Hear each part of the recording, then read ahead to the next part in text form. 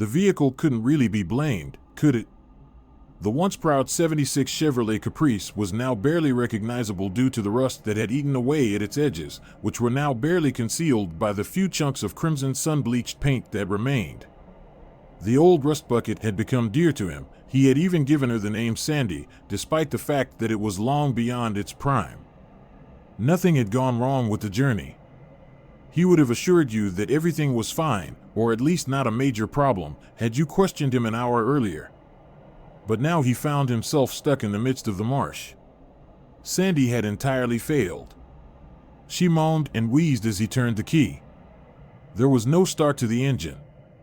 In a fit of rage, he slammed the horn. According to James Forrester, a salesman for a small business in New York, this was the meeting. He moaned to himself as he sank back into his seat. He rummaged through his younger brother's dinosaur attack. When he opened the glove compartment, decks of cards. Even though he had rolled his eyes at his brother's insistence that he take them, he found that seeing them now enabled him to get some perspective. He took a moment to peruse a handful of them. Lunch break, depicting dinosaurs with long beaks devouring a school bus, a lady in distress, featuring what appeared to be the Loch Ness Monster encircling the Statue of Liberty, and The Perfect Wave, featuring a surfer atop a prehistoric reptile. He couldn't help but laugh at one of them, so he discreetly placed it in his breast pocket. He found what he was seeking, the old, wrinkled map that he'd used to plot the entire trip, after rummaging through a plethora of user instructions and instruction manuals in his glove compartment. For luck, he murmured to himself. He embarked on his journey after seeing a small village on the map. Going through his sales presentation aloud. It seemed like he had been wandering forever. It was already growing dark, and the sun had largely set. The ground beneath him was covered in a thick layer of mist, and he needed to locate a spot to clean his muddy shoes before their rendezvous.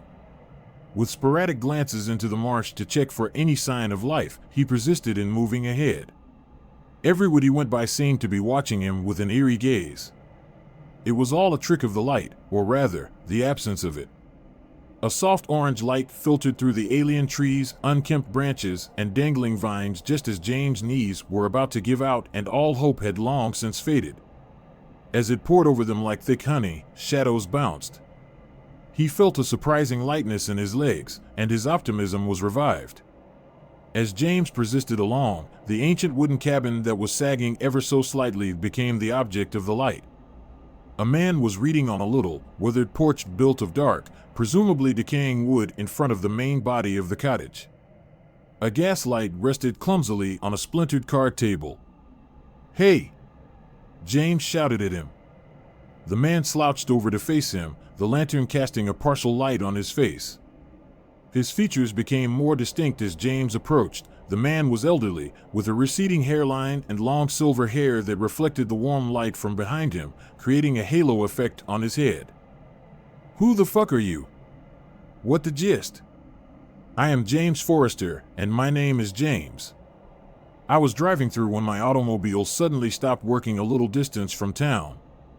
Is there someone in the area who may perhaps inspect it?" "M.O. Chagrin," he said with an emphasis on the final vowel as he talked, possibly a Cajun man. "There isn't much of a mechanic around here. When she needs it, I fix her car." "Oh no. Where can I get a place to spend the night?" "There's a motel not so far away," he said, pointing away from James's original location. However, the road ahead was veiled in dense fog, which hid all but the infrequent harsh white streetlights. "Could you please check over my automobile if I were to drop by tomorrow morning?" "I can pay you," you said simply. "I'll look into it, but don't worry about the payment." "That's not necessary, my son," the elderly guy said, pulling out a shiny golden lighter from his pocket. "As a little bonus, I present to you this light, my son. Keep the flame lit until you reach your destination." With a toss of the lighter, he sent the flame hurtling through the air, and James, by some miracle, managed to catch it. "Then why? I can still make out the terrain ahead of me through the fog. Trust me, have faith in me, keep a lighter light. I apologize, sir, I cannot remember your name, but I do appreciate everything you have done." "It was Carter, bro." "Mr. Bro, I'm really grateful for everything. He said, "Bon chance, good luck, James," before taking his lantern inside his home. As the door shut, the gentle yellow light went out, leaving James to fend for himself in the pitch black. He was surrounded by the ear-piercing chorus of amphibians and insects, which muffled the inquiries that were currently whirling around in his head. He continued to meander across town, gripping the lighter tightly and creating strange shadows that writhed and danced with his every step. The town was sprawling, and since he'd arrived, he'd seen no more than the old man's house, a corner store, an abandoned liquor store, and 2 cabins with 1 story each, just like Carter's. As he trekked into the fog, his voice joined the chirping of frogs and crickets, occasionally accompanied by the distant howling of wolves. "Hello, Mr. Martin. It's great to finally meet you. What a stunning home, Mr. Martin, it's absolutely stunning. Oh, my descent was all right. I had a minor issue with my car a few hours ago, but nothing too serious." He stumbled, and the lighter fell from his grasp, snapping shut as it struck the tarmac. Falling to his knees, he rubbed his knuckles down the rough pavement, feeling for the lighter in the thick mist. He eventually located it. Before handling it again, he flipped it over to check for any marks he could have made. He sighed since he couldn't find any. The fog briefly lifted as a chilly wind swept through the town. "No problem whatsoever, Mr. Martin. I've never been to Louisiana before." He put the lighter in his pocket and kept walking forward, still speaking to himself. What a stunning state. The refreshing wind died down a bit as James persisted in his never-ending advance. He was becoming increasingly anxious as he walked. A pair of penetrating, anticipatory eyes, he insisted, seemed to be peering into the nape of his neck, as if pursuing a rabbit. Rekindling the lighter, he swung it back and forth, taking stock of the trees and, out of fear, peering into the marsh beyond the road. However, nothing was found. As he resumed his progress, holding the lighter like a crucifix in a vampire movie, his breathing remained irregular, although his unease had subsided somewhat, according to the neon sign. Brenner's Motel was a 1-story structure that seemed to go on forever into the fog. The building was flanked by a worn-out wooden handrail and a concrete sidewalk. Even if the fog obscured the far corners of the structure and the parking lot that went with it, he could still sense the vastness of nothingness. This had been going on in him ever since Sandy had sobbed. He became increasingly sure that the logs he passed were staring back at him as he continued to stare at them. When his foot became caught, he would always assume he had stepped in quicksand. Despite his lack of self-confidence, he felt an overwhelming need to find a lifeline in the marsh, where he perceived an air of imminent peril. Then he opened the weathered wooden door and snapped the lighter shut. It was almost ghostly how the lobby of the motel reflected the outside. Vacant, with the exception of a counter across the room, a little coffee table, and a chartreuse leather sofa. There were little holes all over the sofa, and white stuffing was poking its way through them. From across the room, James suddenly turned to confront the source of the rustling sound. Resting against the distant wall beneath a shotgun and a taxidermied deer head, an elderly man sat upright on a tall wooden stool behind the far counter. "I would prefer a room, if you don't mind, sir." Leaning forward, the elderly guy set his crumpled newspaper on the countertop before him. He had a swollen nose, a hazy left eye, and deep wrinkles that folded across his forehead and contrasted with the smoothness of his bald head. "To my delight, I happen to have one on hand," he said clearly in a gravelly, accent-free voice. The relative absence of accents made James feel more at ease and brought him a little closer to home. There was a subtle shrinkage in the marsh, and it seemed less like a strange world and more like a remote part of Earth. "What does a nightly rate consist of?" Juxtaposed with the bills inside, James removed his wallet from his pocket and opened it. $20 for the evening." "20? Well, isn't it a little pricey?" Never before had he heard a consumer gripe about the low rates, he said while laughing. "Please retain the change," James said, placing $40 on the counter between them. After a brief delay, the elderly guy reached behind the bar and pulled out a ledger, saying, "I'll need a name for the room." "James Forrester, Forrester."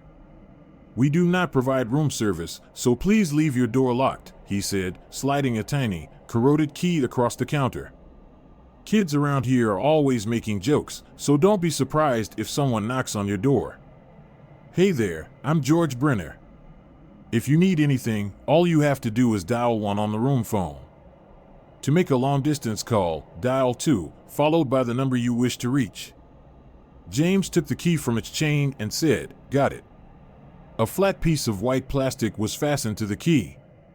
Even though it was hard, he could barely make out the number 13 scribbled in withered red paint. Located in the very bottom left corner of the room, 13 is for you. The door must be kept closed at all times. I will meet you in the morning. Why was room 13 chosen specifically? On my way to my room, I mumbled to myself. A shiver went down his back as he turned the key, and he felt it once again. It felt like he was a rabbit all over again, this time under the watchful eye of a predator. James staggered around in the dark for a second before he snatched the light switch off the doorknob. A little lamp rested beside the Gideon Bible on the nightstand, and as he turned it on, a dappling orange light illuminated the room. A sparsely furnished room occupied the space. A bed with brown linens was leaning against the distant wall, and a vacant wooden wardrobe rested at the foot of the bed. The little restroom on the left had no door dividing the area from the rest of the room. It consisted of a single sink and a toilet. He collapsed into the bed and, unable to calm himself, stared at the stucco ceiling. Mostly because of the unyielding sensation in my eyes, but also because of the bed's extremely firm mattress. After a minute or two, James went to the blinds, pulled them apart, and peered out into the marsh. Completely null. There had been no change in the desolation of the parking lot. He went back to his bed, drew the pleated curtains over the blinds, and sat down, his stomach growling. He had gone by one of those iconic diners on his route, the kind that appeared as though it had been transported to the 1950s. On his morning route back to Carter's cabin, he would make a pit stop there. As he felt the chilly airbrush against his face, the swampy noises were muted by the monotony of the motel's air conditioning system. He had no idea his legs were hurting until now. Since he ran track in high school, it had been years since he had walked that far. He dragged his feet onto the bed, flopped down onto his back, and kicked off his shoes, which were now covered in light brown, dried muck. The startled sound of a pounding at the door roused him to his senses. It was as if the room had been turned off, yet he couldn't recall doing so. He got to his feet and made his way to the door, pausing to recall the information he had gotten from the motel owner. After the day he'd had and the day ahead, he needed a decent night's sleep more than anyone else, you spoiled brats. As if his very survival were at stake, he would meet with Martin and Sel. When he pulled back the curtain and peered through the slats once more, he saw the same desolate parking lot. One thing was certain, the child was swift. His words were hardly audible as he whispered, "Hell, I might as well get some fresh air before turning the doorknob and walking outdoors." Every moment he booked into the hotel, he couldn't escape the feeling that someone was watching him. Later on, the thought faded into the recesses of his memory, much like when he stopped noticing how soaked his shirt was. Outside, a twig broke, and the paranoia crept back into his thoughts. He felt a shiver go down his spine and a tingle in his hair. Because of the swamp's high humidity, James felt nauseous, and his body grew chilly. There was a brief period when he felt like he might throw up. As he dragged himself into the deserted parking lot, he gasped for air and murmured something under his breath. It was his creation, Dinosaur Attack. Pulled a card from his breast pocket, turned it over in his hands, and peered at it closely. He lost concentration as he heard the crunch of gravel behind him. He remained perfectly still and straight as a board. He felt a chill run down his spine as a warm breeze tickled his neck, making his hair stand on edge. He felt a massive letdown. It had to have been something, because it was here. The parking lot seemed to be teasing him with its expanse of empty space. It was probably all in his head. He was physically and mentally exhausted from his job. He felt his heart pound in his chest as he sighed with relief. Still, with those penetrating stares, he went back to his room. For the umpteenth time, James turned his head to survey the parking lot. To reassure himself that he wasn't going insane, he nearly wished he would see some local children or animals. Although he briefly thought he caught a glimpse of a figure across the lot as he turned to go into his room, it turned out to be empty. The pressure alone. He mumbled to himself, "It's just the stress," as his door creaked shut. He blinked open, his eyes groggily, his head hammering. A sound that sounded like scratching at the door accompanied the sweltering heat of the room. "Young people. Hi there. Get rid of that." Jumping out of bed, James hurried to the window and quickly pulled the blinds open to get a glimpse of what was outside. He stopped moving and retreated a step, as if pinching himself. The door began to sway on its hinges as the scratching gave way to pounding. James frantically looked around the room, trying to find anything. As James crammed inside the closet, muttering "Our Father" quietly, the hammering persisted and the door started to shatter. The wooden door broke as he dove inside the closet, crashing to the floor just short of James's hiding spot. It entered the room via the door. It was huge and stooped over. It must have been 10 feet tall. The creature's thick coat of matted gray hair, intermittently punctuated by patches of scabs and sores, gave it a somewhat human appearance. James had to cover his mouth to avoid gagging due to the repulsive odor that filled the room. Its visage resembled something from a nightmare. In the space between its big, pointy ears and lengthy mouth, its silhouette changed from dog-like to nearly human-like as it proceeded, its shadows narrowing and widening. In the room, James watched as the beast stomped forward, peering through the little gap between the wardrobe doors. Although the beast was out of sight, James could hear the creaking of wood beside him, which made him feel his heart race as it approached his bed. Underneath the bed, was the monster trying to find him? As the creature tore up the carpet, James could hear a horrible ripping sound next to him and sensed the beast's head turning to meet his. His lodgings were little more than a glorified sardine can, and if the monster had figured out to look under the bed, it would have to have thought to check the closet next. In the blink of an eye, he was on the run. He dashed past the fallen wooden door and into the deserted parking lot, yelling and hoping against hope that Brenner was awake. He could hear the monster's heavy breathing and the scratch of its claws on the earth behind him. As soon as he walked off the lot, his sock got wet from his foot sinking into the mud. Even at a snail's pace, he had problems making it to town, let alone trying to escape it through the marsh. As a result, he grudgingly faced the monster. The beast loomed above him as its stink enveloped him. While letting out a low, eager growl, it drools and drops it on the floor. The deep-set, sunken eyes of the creature captivated James. Like the eyes of a cannibal or serial murderer, they were strangely human, voracious, and starving. In an attempt to retreat, he stumbled in the mud and just avoided its teeth as it leaped towards him. As the creature's claw sank toward James's chest, he collapsed to the ground and stared up at it. Too sluggish, he rolled to one side. After piercing his younger brother's trading card and the plastic attachment of his room key, it dove into his breast pocket and buried its claws in his chest. As it retracted its claw, he gasped for breath and reeled in agony. The beast let a little minute pass while it savored James' agony before resuming its clawing attack. James, perhaps hyper-focused from the agony, rolled to his left in preparation for its assault, then stood up, gasping for air. In utter terror, he gazed at the monster. There was a brief pause as time seemed to stand still. The beast still hadn't faced him, his chest ached, and he could feel the blood seeping out of his shirt. On Christmas morning, he witnessed his mother raising a camera, his father cooking pancakes to the tune of Glenn Campbell's Southern Nights, and his brother donning a pointed hat, ready to blow out the candles on the cake. This, he thought to himself, was it. A deluge of memories rushed into his mind, attempting to be remembered one final time by pushing each other aside. The beast stumbled forward in response to an ear-piercing screech. "You dweeb, leave this place immediately. Here, go."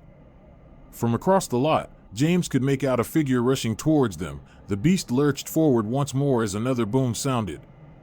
"Get moving, you slobbery dog. Come on." Brenner's words could be heard above his own loud heartbeat and the beast's cries, "God forbid, I have to tell you this again." Brenner reloaded his shotgun while yelling.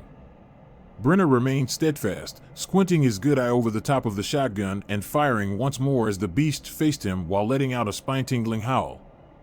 As it stumbled into the marsh, snapping and growling, the beast let out another roar before settling onto all fours. "Did I not tell you to lock your door? James, what on earth did you fail to grasp?" James was unaware that he had soaked his clothes, yet the memory remained elusive. "My apologies, sir. I had assumed you undoubtedly believed in Jesus Christ. God, damn it, is their constant thought." He choked out a "thank you, Mr. Brenner" in between wheezes. "Was it painful for you? We must ensure that you are brought inside before that jerk returns." When they returned, Brenner placed James's arm over his shoulder and helped him cross the lot once more. "Mr. Brenner, I am grateful. I appreciate it." Asking, "What was that?" People here refer to it as the rougarou, and no one has any idea where it originated.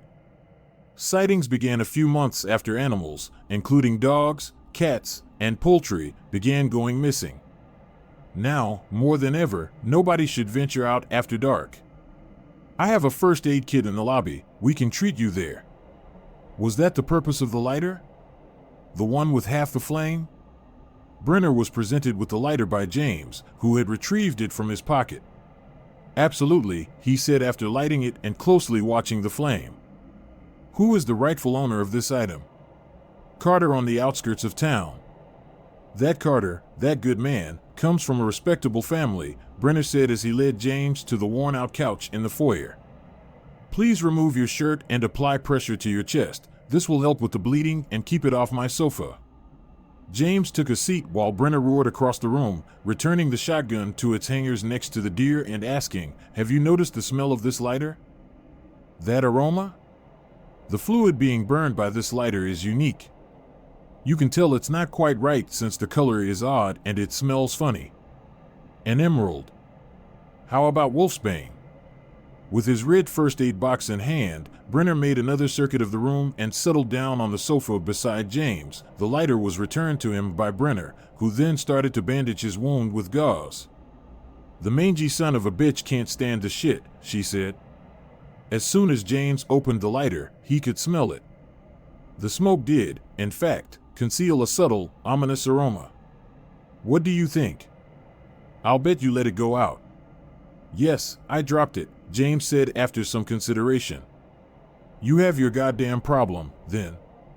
That's when it detected your scent and likely began following you thereafter." While George completed bandaging his chest, James's heart rate went back down, adrenaline still coursing through his veins. There was knocking at my door before. Surpasses me. We do not offer room service, as previously stated. I could feel it lurking behind me. It has been reported that the sick intruder has played with its victims. I would be dead right now if it weren't for you, James said as he collapsed onto the couch. I appreciate it. You were quite the generous tipper. I couldn't bear to see you hurt, Brenner said with a smirk, putting the lid on his first aid bag. James closed his eyes and let out a gentle laugh. He was about to crash badly since his adrenaline had worn out. The gentle, constant hum of fluorescent lights and the rustle of newspapers made him blink and shut his eyes. He sat up slowly on the worn couch, his eyes slowly opened, his chest hurt, and his mouth hung open. Mr. Brenner was nowhere to be seen when he glanced around. The majority of his pants had dried, and he was on the verge of dismissing his near-death experience as nothing more than a nightmare. When he went to get the key for his room, it was gone from his breast pocket. Brenner must have taken it this morning, he whispered under his breath as he removed his brother's market card. During the fight last night, it was impaled and stained red. Then James flipped it over in his palms. After the door swung open, Brenner and Carter made their way inside. At least he's awake, Brenner remarked. Carter casually mentioned that he had heard that yesterday night was quite an eventful one for you. A heavy sigh escaped James. Is it time to take a peek under the hood of that car of yours? The vehicle? That vehicle. Both the encounter with Mr. Martin and this had entirely escaped James's memory. How old is this clock? He inquired. Brenner interjected, "It's a little after 9, as he swept the room's far side using an antique broom. "How many?" "That's what he said." James had little chance of making it, as he persisted in flipping the card over in his hands, though the encounter took on a far lesser significance. "You had a commitment, didn't you?" "Why aren't we fixing the car?" "Thank you, Mr. Bro. There is no need to hurry." James rose from his seat and crossed the room to make some phone calls. "There is a phone behind the desk that you are welcome to use. Is it okay if I dial 2 before the number?" "Mr. Brenner, I am grateful." First, he contacted his mom. He informed her that he would be returning home on the train and that he loved her. At first, she objected since she had been adamant that James avoid trains ever since the Cannet rail catastrophe. Perhaps she would have been more understanding if she had just considered the consequences of driving from his perspective. Second, he contacted Mr. Martin via phone, initially striking up a conversation before asking whether it would be possible to reschedule their appointment for the following morning. After some time, he consented, and James bid him farewell. "Excuse me. Are you prepared, bro?" "I'm all set, just show me the way." "Farewell, Mr. Brenner. I am truly grateful for everything." He rose from his seat and placed a $100 note on the couch before leaving. "I will miss you, James. Please, for the love of God, watch your step," he shouted as he continued to sweep the room. James and Carter departed from the motel, with James quietly chuckling to himself. A little under 2 hours later, they returned to Sandy's final resting place after continuing their walk and conversation. Carter gave the vehicle a thorough once-over before yelling, "I can't believe she got this far." Carter popped the hood, and James couldn't help but laugh. James undid his shirt's buttons and rested his weary body against the car's side as Carter attended to his wounds. He caressed his bandage and gazed intently into the swamp. "It's quite a bit, isn't it?" Carter inquired. "I was on the verge of paralysis." "It wasn't you, though." "My bad, I didn't hear we go, good as new," Carter said, standing up and clapping his hands. "At the very least, she ought to transport you to your destination. I would have perished if I hadn't discovered your cabin." "Thank you, Carter." "I truly mean it," James mused while picking at his bandages, his gaze fixed on the marsh below. "In all seriousness, I am incredibly grateful. Son, there's no need to repeat yourself, you should just get going, right? Would you like to avoid missing the same meeting twice?" James snapped his eyes away from the swamp's darkness. A warm smile greeted him from Carter. In the same way that the light had unknowingly brought them together, saving his life. Reminiscing about his house, he reclined in his chair. His little brother's lucky charms had failed, and he was at a loss as to how to describe the card's current terrible state, crimson-stained and caked with dried blood. Upon getting out of the vehicle, James thanked Carter once more and asked him to relay the message to Brenner. He then drove Carter back to town. Leaving the town in his past, he observed in his rearview mirror as it disappeared into the same dense vegetation that had caused him so much worry the previous night. He had already decided, subconsciously, to abandon Sandy and return home by train. Even though his mom wouldn't be pleased, he couldn't bring himself to keep her dead spirit alive any longer. In any case, he had no desire to remain at the Brenner Motel for an additional night.